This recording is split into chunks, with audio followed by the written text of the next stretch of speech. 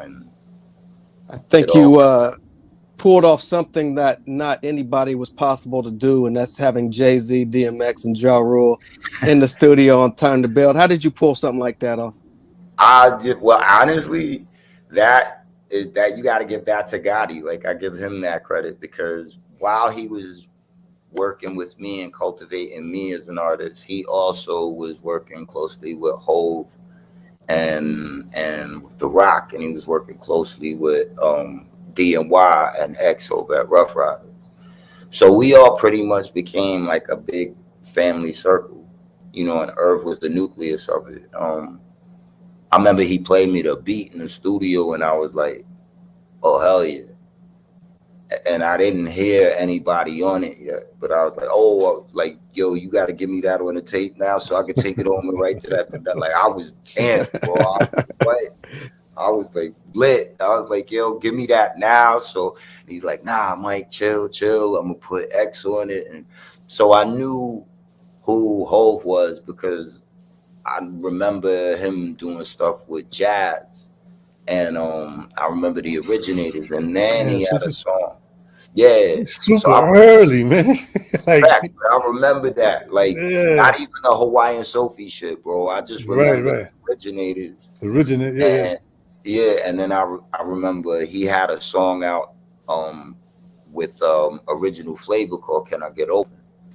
So that was my only kind of barometer, I guess you could say, of Hope. But I knew he could spit, and I was a little familiar with him. And Rule, like, me and him spit every day, so I would be at his crib, like, I'd crash for the weekend, and we'd just be rhyming and getting high and rhyming and, doing what niggas do. And then X, at that point, I met him. We was kind of just getting cool. But Earth was like, yo, X is a beast, I'm telling you. So then once I heard everything, I was just like, what? Like, once I heard X verse, and he was like, he said, I did too much dirt to turn back now, and the reason my little sister smoking crack now. And I was like, yo, I've never heard anyone say anything like that before. That was extreme, but it was the most lit extreme. You feel me? Right.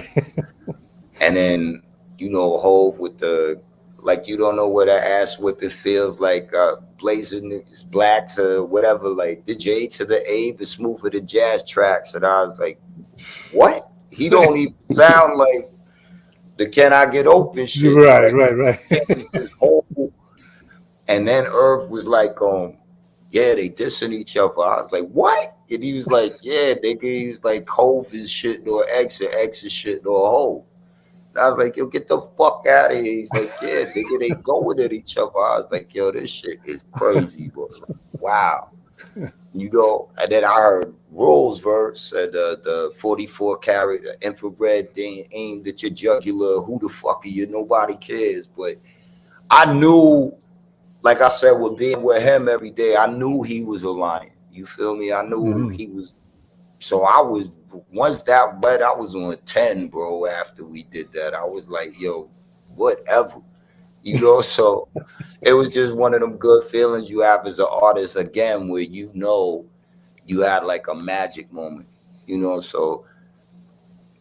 And I think it also was like a foreshadowing to me about where like X and Hove and Rule would eventually end up going.